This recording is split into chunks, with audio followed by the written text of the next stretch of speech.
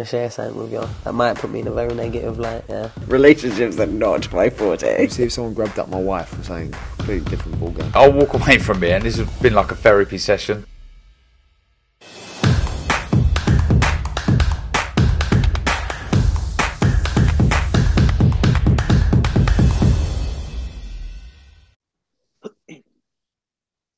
This is Colin McGuigan for IFL TV, proudly sponsored by Everlast. Delighted to be joined by Triple O, Owen O'Neill. Owen, how you keeping, mate? Yes, mate. Buzzing to be on this, to be honest with you. Yeah, mate. Things are good. I've actually a fight here in 2 weeks' time, so training's going well, and just in typical camp life. You know what I mean? We'll touch on that February 4th fight soon. Well, first of all, we'll talk about your massive KO there against Owen Duffy, because people listening to this might not know about that KO, and if you don't, get on, search it. It was Yeah, explosive, and it was madness, really. That fight from start to finish was madness. yeah, I was mate. It watching was it flipping. away. I was away in America, and I was watching it online. I couldn't believe it. It was mental. But it's just one of them things. And since then, like, talk me through that fight, first of all, because that was a real 50-50 fight. Yeah, mate. It was one of definitely fancy my chances. Like Duffy is like a sort of he's a southpaw boxer. The plan was that I was going to bring the action to him because any of his other fights that I watched, he sort of boxed on the back foot.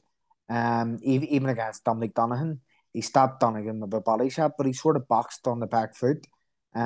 So as I said, the plan was I was going to bring the action to him, and then the first round, he came out like a lunatic, throwing bombs right away, and it caught me off guard. I didn't expect it, and it was actually I got talking to him after, like, and he said that that's what the plan was, just to go out and bring the action to you. Where I thought it was going to be the other way about, and it definitely caught me off guard. Like, as you said, there it was something one of the best fights of the year in Irish boxing. So I'm so glad he did bring the action to me now too. You know what I mean? So yeah. Was there a feeling of elation as you knocked him out? Because I remember watching it, and there was that moment where you thought maybe like things weren't good for him, and you tried to calm the crowd down because you had all the Cliftonville fans going mental there, Yeah. everyone going mad, and you were trying to calm them down. Was there a few moments you thought, right, this could be bad here? Oh, I missed flip. That was flip. It was a scary night for me. Like, yes, now I would say it's the best night of my life. But at that time, it was very scary. Like, he gets stretchered out of the ring. Like, it wasn't like he didn't wake up and be okay. He gets stretchered out of the ring and brought straight to hospital. Like, there was no celebrating from me. Like, I actually went home straight after the fight. And the next day when I got word from Duffy, that's when I sort of knew that things were okay. But straight after the knockout, like, it was a terrible time because even after up in the change room and stuff, I had people over celebrating and all. It just wasn't a good sort of time. Do you know what I mean? Talk to me about you. You referenced something there about your game plan, and you said, that was what you and I take it D Walsh came up with Yeah. in advance of this fight. Talk to me about the camaraderie around your gym, because it seems to be booming at the moment in Irish boxing, probably one of the best in Ireland at the moment. You've got Paddy McCrory, an IBO world champion, yourself, Conor Quinn, Colin Murphy, like very good Jared fighters that Hughes. are up and Yeah. coming. George Hughes as well, yeah. So you're up and coming in your gym. Talk to me about that and the kind of camaraderie between you all. Yeah, mate. The gym's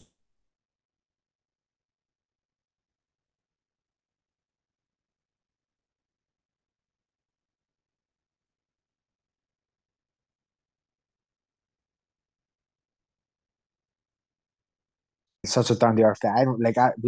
We all look up to him. He's a world champion. So yeah, the gym's doing brilliant, and it's all down to D too. Like, the things he has working, uh, he has us working on. It's obviously it's working. Do you know what I mean? So the You gym is buzzing. Like, Whenever you get the call, so we're going to get on to this next part of your career at the moment, because something massive happened to you in the past 6 weeks or so. After that fight, you get a call that you're being asked to join Chris Eubank's camp as a sparring partner. Talk to me a bit about how that came about. um, Mate, flipping still hasn't sunk in. I was sitting in the house, mate, and got a message from Mark Dunlop, my manager, basically saying Chris Eubank's team have been on them, and they want me over for three sparring sessions for a full week, three spars with them. And I texted back saying, "Flip me, you're joking me," and I just couldn't believe it. So yeah, I went over the first week. I went in on the Monday, and Ronnie Davis was there. Roy Jones wasn't there at the time, so it was only Ronnie Davis and another guy called Ant. Um, and Ronnie, there there was another sparring partner there from Belgium. He had his dad and stuff with him, and Ronnie said to me, "Who you with, kid?" And I says, "I'm by myself." And he goes, "Flip, you're a typical Belfast lad." Balls of steel, and I was like, "Oh, I flip," because so I went over by myself, which is a big thing. And then I sparred well. I done three spars with him, and his other coach, Ant, I think he's like his pad man or something. He said to me, "I we don't really get any other like once you come over and spar him, that's it. We'll not ask you to come back." And so I was expecting not to get a call back, and then after Christmas, I couldn't believe it. They wanted me back over, and the second week I went over, the first spar I had with him, I got in the ring, and Roy Jones was there doing his corner, and he actually turned around to Roy Jones and says, "Roy, this is the kid I was telling you about who boxes a bit like Smith."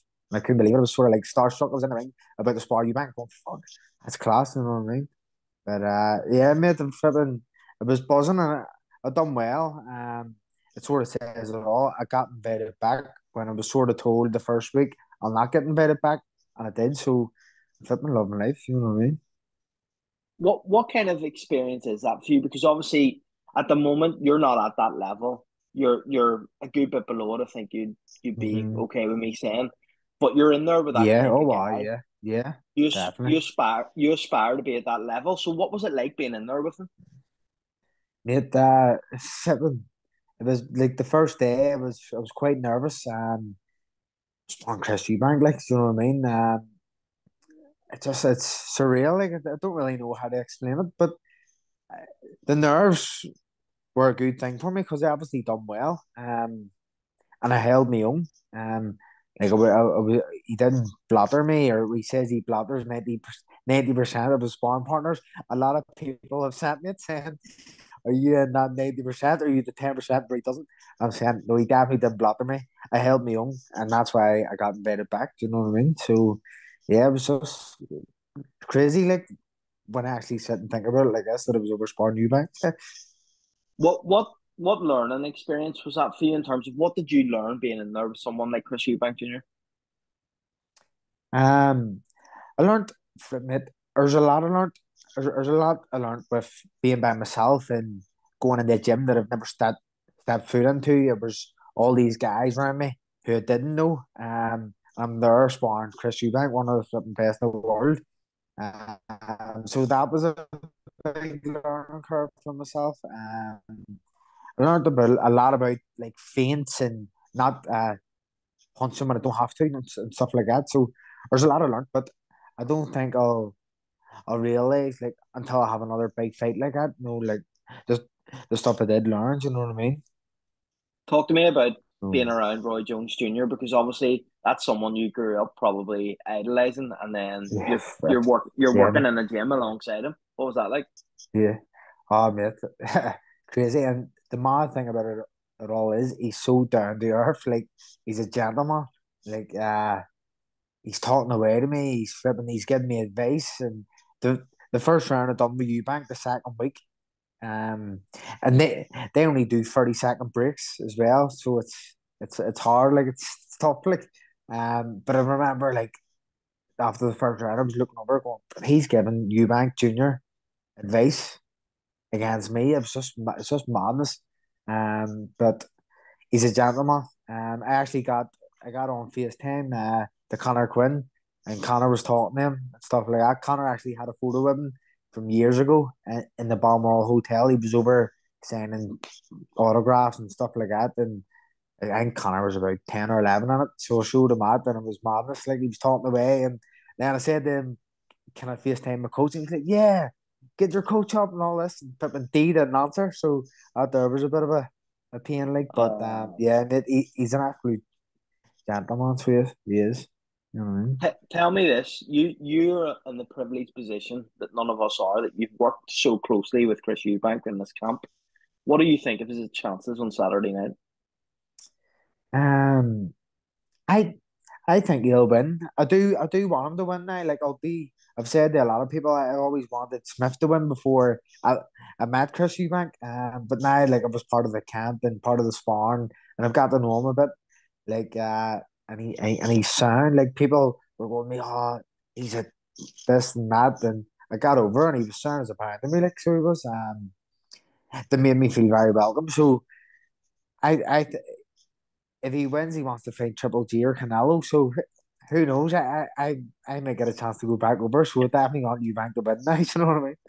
The So Cliftonville Canelo will be back. exactly, mate. You know what I mean? Hopefully. So, so in terms of that, what did you put from this camp in the perspective for your next one? Because you've got a fight here in what, 2 weeks out now, 4th of February. 2 weeks, mate. Yeah, fourth of What February, have you mate. Yeah. what have you taken from that into this camp then? Flip, mate. I'm not. I don't think I'll really know until fight night. To be honest with you, I've took a lot. Like I definitely have. But I'll not be able to put into practice until I'm in fighting. Do you know what I mean? Done. I think it was 28 rounds all in with Eubank. Um, so once them big fights come again, I think that's where you'll see what I've learned from them spars. You know? And obviously, that was an unbelievable experience. It's behind you now; it's in the past. Hopefully, again Yeah, in the future, whenever he maybe if he does get a Triple G or Canelo fight, you're yeah. back over. What can we see from you in your career in the next 12 months? For anyone listening to this that maybe doesn't know who you are, is now watch the explosive knockout and wants to follow your career going forward. What can we expect to see from you? Yeah, well, starting off the fourth. This year's already started off on such a high for me. Obviously, over sparring Eubank and stuff. But at the end of the day, it's only sparring. My my career is my priority. So the 4th of February, I'm hoping to get off to a great start. Get the win, turn 11-0, and hopefully get on some big shows in Belfast, Conlon Boxing. I know Mark Dunlop. He run 5 shows last year, maybe my manager. So things are really looking good, and I'm hoping this year's the year for myself. Last year it ended well with winning the Celtic title, and I hope I just keep pushing on this year. Well, thanks a million for your time. We look forward to having you back again on IFL TV in the future, and good luck with your fight in a couple of weeks, mate. Legend, Colin. Appreciate it. Thank you, mate. Legend.